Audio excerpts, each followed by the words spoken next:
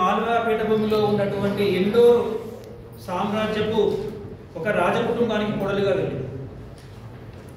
వాళ్ళ వంశం హోల్కర్ వంశం, వీళ్ళ వంశం షిండే వంశం. మీరు ఈ పేర్లు ఎప్పుడు వింటూ ఉంటారు. ఇండోర్ హోల్కర్ వంశంలోకి ఈమె వెళ్ళిన తర్వాత ఆ కాలం నాటికి మధ్య భారతదేశంలో రకరకాల సామ్రాజ్యాలు విపరీతంగా కొట్లాటలు ఉన్నాయి. ఆ కొట్లాటల్లోనే మరాఠా యుద్ధ రాజులతో గమ్మతైన విషయం. ఎందుకంటే ఈమె మరాఠా వనిత, అత్తగారి సామ్రాజ్యం వేరు. అత్తగారి సామ్రాజ్యం మీదికి వీళ్ళ తల్లిగారి సామ్రాజ్యం వాళ్ళు దండెత్తిండ్రు. ఇప్పుడు ఈమె ఎవరి పక్షాన పోరాడాలి? అత్తగారి పక్షాన పోరాడాలి.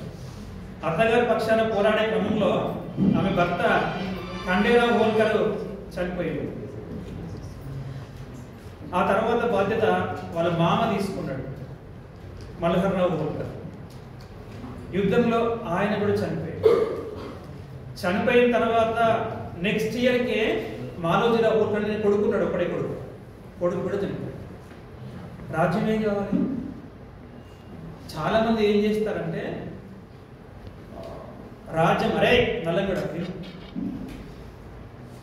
భర్త యుద్ధంలో మరణిస్తున్నాడు అనేటువంటి విషయము వేగుల ద్వారా తెలువంగానే వీళ్ళు శత్రువులకు చిక్కడం ముందే వీళ్ళు ఆత్మాహుతి చేసుకొని లేదా కత్తితో పొడుచుకొని ప్రాణత్యాగం చేస్తారు. చాలా మంది రాజవంశాలలో. మీరు అనుకుంటారేమో రాజరికం అంటే చాలా సుఖంగా ఉంటుంది అని అనుకుంటారు. రాజవంశాల్లో పుట్టడం కంటే ఇంకా బిచ్చగాడిగా పుట్టడం చాలా ఆరోగ్యకరం, చాలా మంచిది. అక్కడ స్వేచ్ఛ ఉండదమ్మా.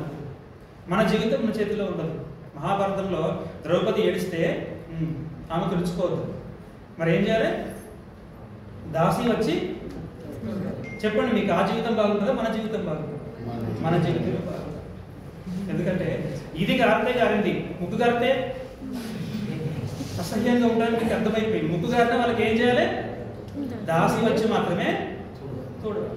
కాబట్టి అంతఃపురపు జీవితాన్ని మీరు ఎప్పుడు కళలో కూడా అస్సలు కోరుకోవద్దు. అంతఃపురం అంటే పాముల పుట్ట, ఎవడు ఎప్పుడు ఎవరికి విషయం పెడతాడో తెలియదు. చాలా మంది ఏం చేస్తారంటే మిగతా అన్నదమ్ముల్ని అక్క చెల్లెల్ని చంపి మాత్రమే రాజ్యాన్ని తీసుకుంటారు. గోల్డ్ అంతా సరుకుంది కనుక చదువుకోండి.